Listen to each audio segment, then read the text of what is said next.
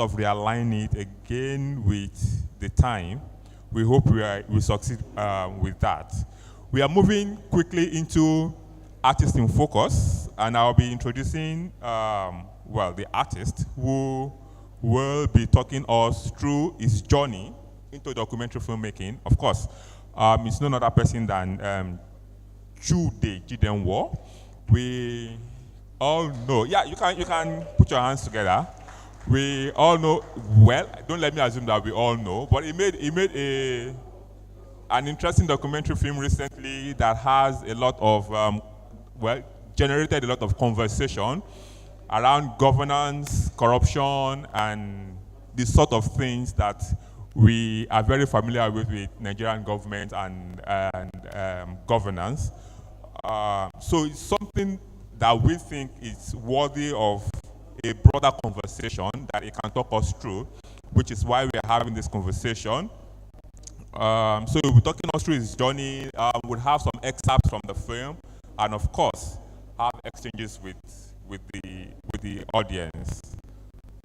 So I just want to proceed into reading his profile before I bring him on to start this in earnest.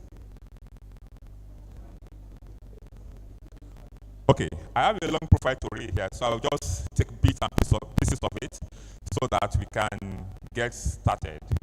Right, Chude Jidenwo is a lawyer and media entrepreneur whose 25-year career spans advertising, public relations, television, radio, film, print, and digital media.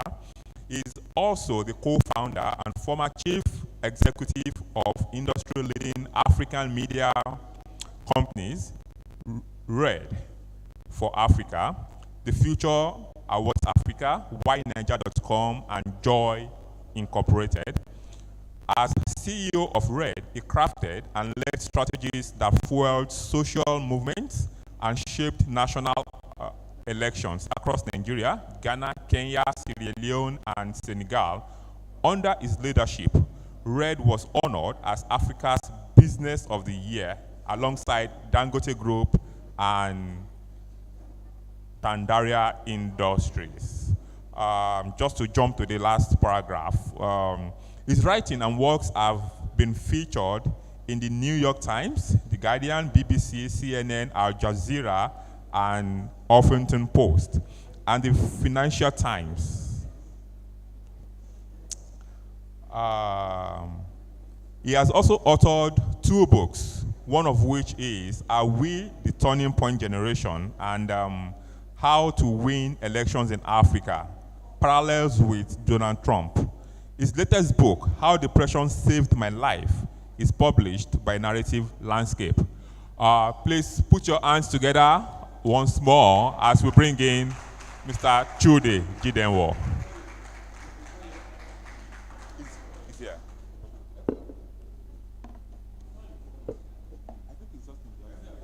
Okay, yeah. So we'll just take about 2 minutes for him to walk into the hall. What?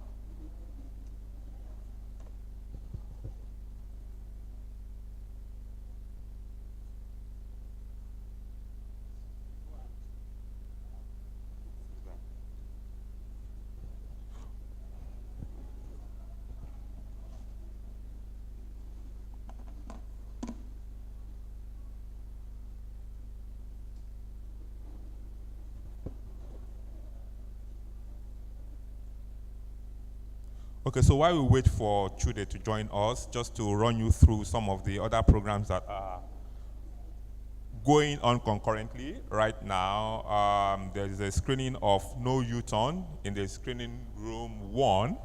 You can find your way to that screening room. Is down the hall, then you turn to the left. There's also, I think, King Mo screening right about now in screening room 2. It's a short film, just about 30 minutes. After Chude's Artist in Focus presentation, we will be entering the colloquium, colloquium 1, themed documentary film in the curriculum. I think that would be a very interesting conversation to have, seeing that where there seem to be a lot of questions around the factories that is producing the kind of hands that is shaping Nollywood. Looking into the quality of what the academia is shipping out into the industry is an important part of is an important conversation to have.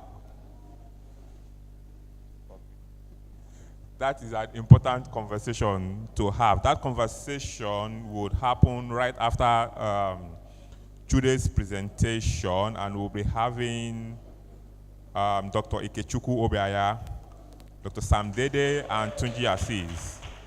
All right, Chude is with us, and I don't think we should waste any more time because we've actually introduced and run through your citation. So if you please just join me on stage, and we start the presentation right away.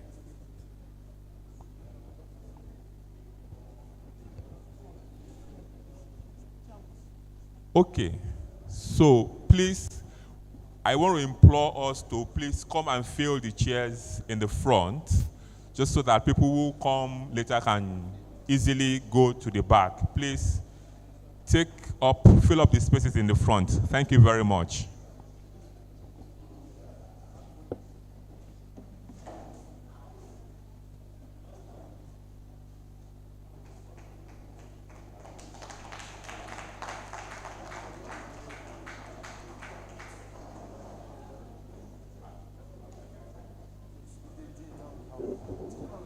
YouTube, and is this connected to the internet? Is the screen connected to the internet?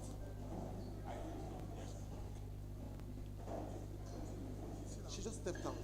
But where's my guy? He can contact her. Yes, he can reach out to her.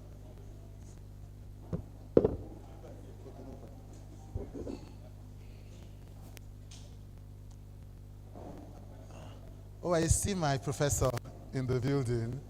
Professor Ike Obianya. Good to see you, sir. I didn't know you were going to be here. Okay. So many Gen Zs in the room. Always the toughest crowd to talk to. Good to see everyone. Good afternoon. Good afternoon. Can I get a sense of the people in the room? I see so many of my guys here. Former DJ of the MBC, Emeka Mbai is here. Good to see you, sir. Good afternoon. I can't see the person by the side. Good to see you. And the danger of now saying hello to a few people is I now have to look through the room. If there's anybody else that I've missed that I should say hello to. But I want to get the sense of the people who are in the room today. So I'll just ask people on each row to introduce, just one person on each row to introduce themselves and what they hope to take from this session. I'll take you, man, wearing black. It's usually the person you are pointing to that looks back. When you point to someone, the person looks back. The person looking back is precisely the person I was pointing to. There's no you. You pointing to everybody, it's you.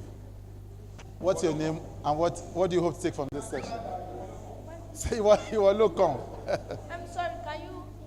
What's your name and what are you hoping to take from this session? If you don't have anything, you can form something quickly. Good afternoon, everybody. Your name and what you do. What I do? Yes, are you a student? Are you a teacher? Do you sell oranges? What? Milolua. And so what I want to take, everything you are going to dish out, I'll take it. You're a fraudster. You're into Yahoo Yahoo. All right, okay, thank you. Let me give it to her. She was going to arrange there. Good to see you, sir. Thank you. Good afternoon, Chudi. Views. Thank you. Short, long, I listen to them. I love it. I'm pleased to see you. My name is Dorcas Ajay, admission in Lagos State University. Thank you. Lagos State University. Yes, sir. Fantastic. Good to see you. Round of applause. Good day, everyone. Good day, sir. Yes. My name is Sejiro Sunday. I'm a 400 level student of Lagos State University, Department of Theatre and Film Art. Okay. This is I'm hoping to get the skills of artistry and filmmaking. Everything that's for you. So it's better for you to look at me to reduce your chances of being called. The lady in yellow. Okay. Yes. Your name, what you do, and what you hope to take from this session. Okay. Good afternoon, everybody. My name is Dumi. You're what? A video editor and also Video a podcaster. Okay. People in their game. In their game. Yes. They don't have to be on top of it, just as long as they're in the game. Yes. Fantastic. Thank you for using the. No, that's fine, but you will still bear the consequences. So you are first. Thank you. My name is Laura. What do you hope to take from this session? I hope to take a lot. I hope to hear from a lot of professionals within the field of film, and Fantastic. I've already learned a lot from the last press. So I can just do whatever I like. You're already Yes, okay. yes. Thank you. I support. You know, I used to be on the faculty of the Pan Atlantic University with 100 level students.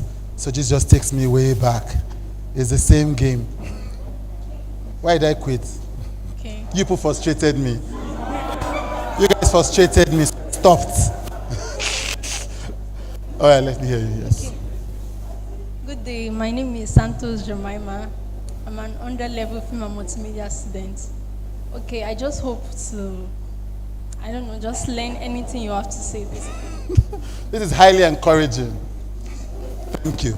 Last person, the guy at the back. The one with the half afro. Yes, that one. Don't worry, I know that it will be too much, it will be too complex for you, so I left you alone. You have to finish chewing, you have to answer. Yes. So my name is Fortuna. We can't hear you. My name is Fortuna Olabisi. 100 level film and multimedia student. So I want to take whatever you're bringing to the table. Thank you. A round of applause for him, please. Okay, so we have a mix of different types of audiences here. We have entrepreneurs, we have podcasters, we have video editors, we have students, we have content creators. I'm supposed to talk about, did you confirm if this is connected to the internet? Did we confirm? Did we confirm? So we just play a trailer. Multimedia guys, did we confirm that I can play something on the screen? I just know if it's a yes or a no, so I know how to proceed. Is it your money trailer? I'm supposed to talk about my work in documentary filmmaking. Some of you who are here who came to see me, what they wanted me to talk about today, because this iREP Film Festival is about my documentary work. So before I start talking about it, I wanted to play a trailer of one of the documentaries. Maybe we'll play two, but one. Are we good to go? Almost. For my talk today. Do you think it'll take up to 5 minutes or maybe 2? 2 or 5? I think I've met you, haven't I? What do you what Phil, which one now? Free men, right. I haven't seen that. Okay. But I'm sure that by the time we sit down and talk, I'll be like, how couldn't I have remembered? It's one of those faces. All right, fantastic. Great to see everyone. You are cheating. You know, you have been on too many film sets. Okay, who has been on a short film? One?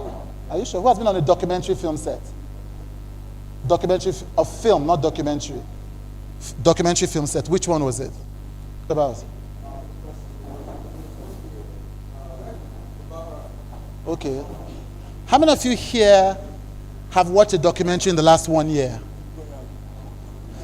How many of you have watched a documentary in the last 1 year that doesn't count? Not at this festival. No, you're a fraud. Oh, that's why there are so many hands up. Okay, how many of you have watched a documentary in the last 1 year that was not at this festival? Okay, great. Which one did you watch? That's very encouraging. I watch a lot about history, documentaries about African Okay, history. right. Okay. So are you subscribed to Curiosity Stream? Curiosity Stream. No, you're not. Okay, that's fine. No. Somebody can tell me what documentary they've seen. What documentary? What's the last one you saw? The guy with the real afro. Yes. Or one. Okay. You have you seen a documentary in the last 1 year? Which one have you seen? Huh? You can give him the microphone. Guys, you said celebrities. Celebrities. Yes. Oh yeah, I also saw another documentary about how one of my favorite YouTubers came from where they were to where they are now. Nigerian YouTubers. No, sadly. Global YouTuber. Which one? No, it wasn't a Nigerian YouTuber. Sorry. Wasn't Nigerian? Okay, great. Okay, before we go to the... It's documented about Wole Soyinka. Okay, but not here. Not here. Okay, fantastic. Where is it? Where did you see it? Museum Center, Museum Center, one at Lagos. So it premiered at the Museum Center? Yes. Okay, that's Temigiwa's husband, Kola Tubosun. Kola Tubosun, oh yes, I've heard about it. Kola, yes, Kola. Yes. Okay, great. Yes. This documentary is very personal to me. Which one? A day in the life of a sickle cell warrior. Oh, I think it's on YouTube, isn't yes, it? It's on YouTube. I've seen that. Okay, well done. Okay, let's play the trailer. Is this your money trailer?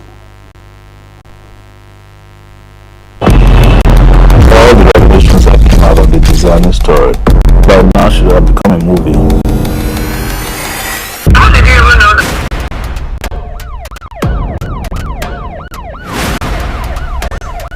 U.S. and British officials told us Alison Maduki might have personally overseen the stealing of $6 billion. Daisy Alison Maduki appeared at the Central London Police Station. I authorize the rest of it. Threatened that if I don't leave that to be eliminated. I can't remember if there's ever been a Nigerian woman as powerful as she was. By the gosh, with money of the federal system. Where are you from? How do you come about this thing?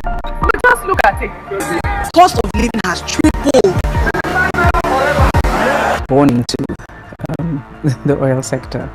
I beg my Heritage Court Estate. So we're here at the 1220 West Highway, Silver Spring in Maryland, which is one of the apartments that Jezani allegedly bought.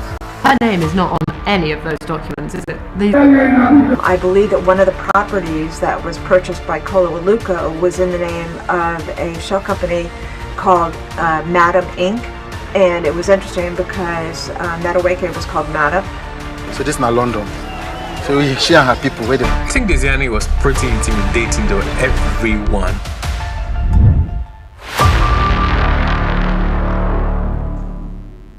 All right, we can. Thank you. So this is our latest release documentary. Over the past, it's from our studios, about 5 documentaries.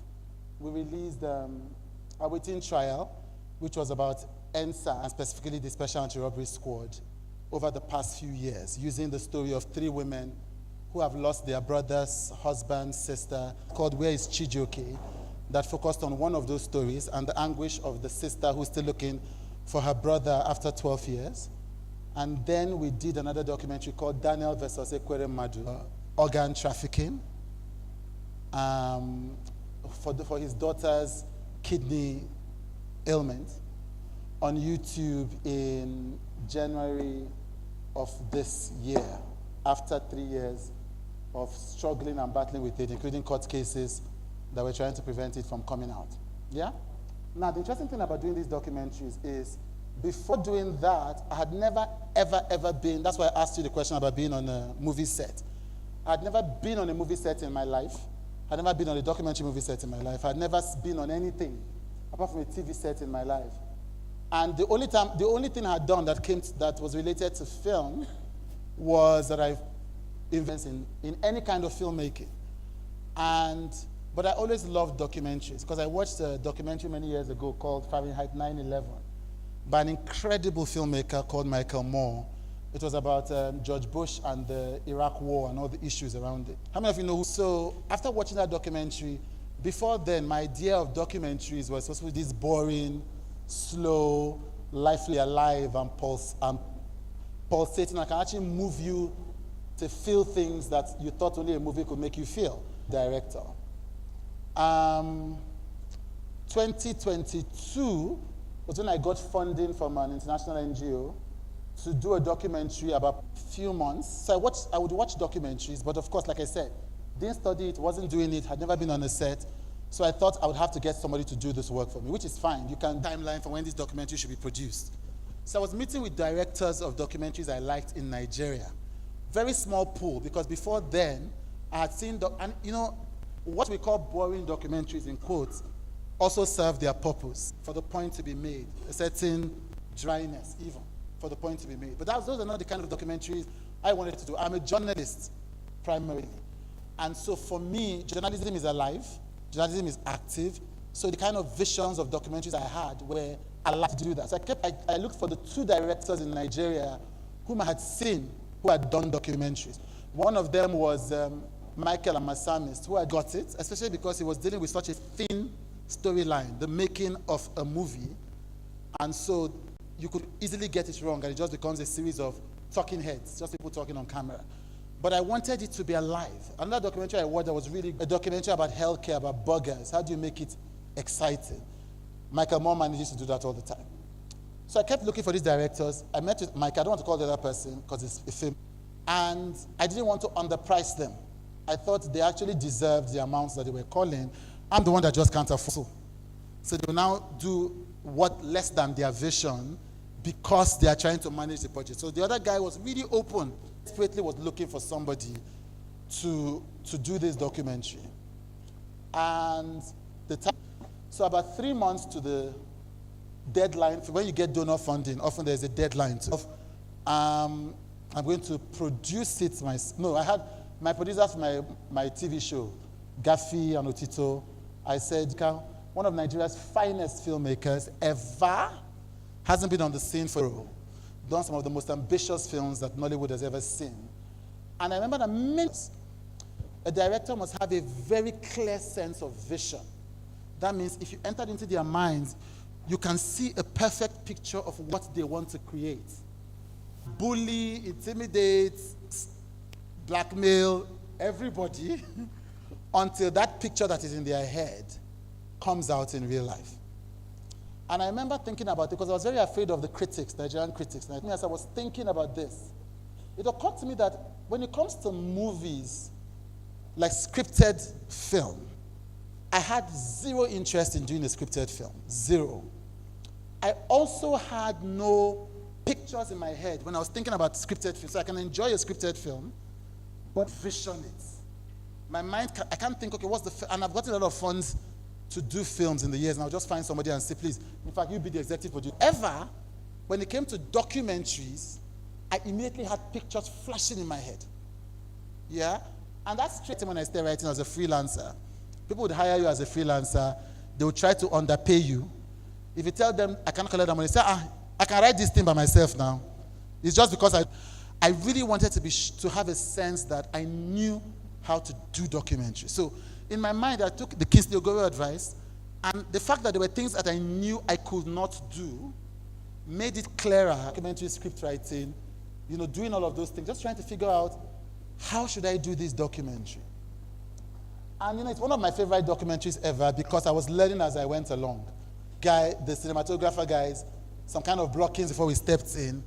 But we there's a type of documentary filmmaking, I forget the name, where you just go into the scene, the cameraman, I'm just like, just film. Just film me as we go. We didn't have a script beforehand. I said, just film me as we go. Just comment, just capture everything. When you've captured everything, when I sit down, I'm going to have a sense of, will reveal the story to me. Yeah? And as I began to go around, so we shot in Abuja, we shot in Lagos, we shot in Anambra, and we shot in Enugu. And as we began to tell the story, it began to be clear to me, this is the lead character of this documentary. This is the primary story of this documentary. Everybody's story should tie around this primary field. As I thought to myself, if I spend my time going through all this footage, I will never go through in time to be able to do a script, to be able to get an editor to now implement my idea. His name is Michael Akinrogunde, I think. He's one of the finest in the game when it comes to editing. And I'm sad that he has stopped editing because editing a documentary can make you miserable. It can make you dislike life. And so we spent time, he just looked at all the footage, looked at my conversation, we continued having conversations, and he just started bringing it to life. So what do you think about this? I said, this is how I see this happening. What do you think about this? This is how I see this happening. And I said, at the point, I said, what, Judy, I think I get it. Give me 2 weeks. Let me get back. I thought that in the process of communicating my vision to him, I had done such a precise job that it felt like, because when we were gisting for like weeks. And I kept thinking, we're wasting a lot of time gisting head. And so it took time getting what was in my head so perfectly that by the time I saw the first final cut, AMA Awards nomination, my first AMVCA nomination, what's it called? What do they call it? There's some who are up to mischief. So that was I was very film good or is the film bad? Your profile is irrelevant to the story. And so for my first ever film in the world, doing it. Now, by the time I did this one, Is It Your Money? I'm a psalmist to come and, so this time around, I did the script first. I spent almost a year, right? I felt like it was so big. And if you notice, we shot in Lagos, we shot in Abuja, we shot in Port Harcourt, we shot in her village, we shot in Yenogwa, we shot in New York, we shot in a house in Canada. And so this was a big story. And I got a lot of money to do it. And so in my mind, I'm like, I cannot get through this one doing it like I did the other one. And so we spent all this time, so-called budget, it works on the budget. I worked with budget, did the research, and then when it was time to shoot, we were overwhelmed. Where do we start? Because when we're thinking about it, if we started where we wanted to start, all the money would have gone by the house. I want us to give a round of applause to the legend, Sam Dede, who is sitting here quietly. I could not focus anymore. Oof, okay, I need to get my train of thought together. Right, so we're very afraid of shooting. And it was like, so I had this big story in my mind, this big sprawling story, several states, several countries. You know, I was going to find, I had to go and get an investor just to fund because by that time my money had finished. And we had all these great ideas to film some scripted parts. We had to abandon it because there was literally no money. Because by the time we spent somebody, because just find her, just have, even if it's one word, even if she tells you you're a bastard, just capture her responding to these allegations in the script beforehand. But he had looked at the screen, so we're talking from the UK. And so I gave him all the information. I was looking forward to the day when he would send me these rushes, this first cut. And I had somebody who was coming to visit me, and one of my Igbo friends. And so I'm just like, you know, and also because, you know, I've been nominated for AMVCA, so this time I'm like, I'm an AMVCA winning screen. And I'm playing, I'm like, my life is finished. I'm done for. Because before I said the editor went into my mind, complete exact opposite. And so I'm sitting down in London and thinking, and by that time I already had a meeting with Netflix who were going to air this at the time. So they're like, bring this documentary by this date. And so I'm looking at my footage. You do something the first time and you're just lucky. And I'm like, it's like everything I said, he did the opposite. And I know this guy is brilliant because I've worked with him before, so maybe my vision was faulty. So I'm on the phone that evening crying to my friend. Literally, when it's finished, what am I going to go and tell Netflix? What am I going to tell my enemies? And my friend says to me, so 1 a.m. in the morning, I book a flight. I land into Nigeria at 7 a.m. or 7:38 that morning. I think it was a Virgin Atlantic flight. And by that time, I told you for 2 weeks. And we go and lock ourselves in a hotel room, myself, himself, the sound guy, Nosa, everybody else. And we spent 2 weeks watching all the footage all over again. So he tells me, no, I didn't find that footage because, again, because I'm an amateur at this, with the DTI, DIT, you said I don't even know where the T and the I should be.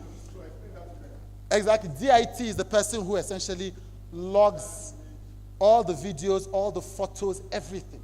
So when the editor is looking for something, it's easy for the editor to look for it. Yeah? So I didn't even know there was such a thing. And this was my second document. And this was my second documentary.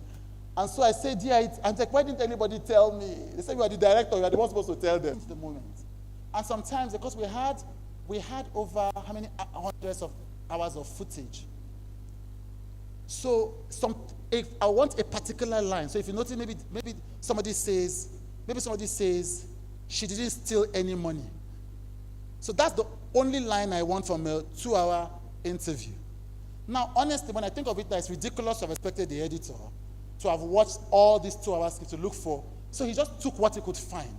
So I now had to watch everything again because even I didn't log them when I was... I'm telling you, that's why I've not done a new documentary in a while. I had to log everything myself because I couldn't trust anybody else to log. So I had to log everything myself and then hand over to him. Then we started the editing, but I learned a lot through that process. In fact, the documentary finally released, we hadn't finished the editing I wanted to do because I'd run out of money. And again, I got the funding from the MacArthur Foundation, so I had to release it at a particular time. But when it came out, the whole work, I mean, you guys gave out, makes all that hard work worth it. Now, by the time I did my third documentary, I was ready. You know, I had DIT, DTI, CFI, MFM. Sequel to Awaiting Trial, which is, I zeroed in. So, you know, I said I was doing the documentary as I was going. So when I finished that, if I'd centered on her. So I thought to do a sequel that now centered on Obianuju, who has been looking for a brother. It's a terrible story, and I highlight it because these are ongoing crises that we face across our country. When I finished doing the documentary, everybody praised me. So one of my guys in Hollywood, who was a consultant, said to me, "There is no single technical jaga-jaga." That was both my least performing film in terms of audience engagement. When I go back to it, and Is It Your Money won Best Documentary at the Bonn Awards and all of that. When I go back to it, West Chijioke actually did better in the international film festivals in the UK and the US. But in terms of awards, in terms of audience impact, I think it's because it's the one that my voice most shone through with. It's the one that I was doing for the story, not necessarily to praise me for having technical superiority. It's because it's the one I've been carrying that story. So how that story came through is that during the NSAS protest,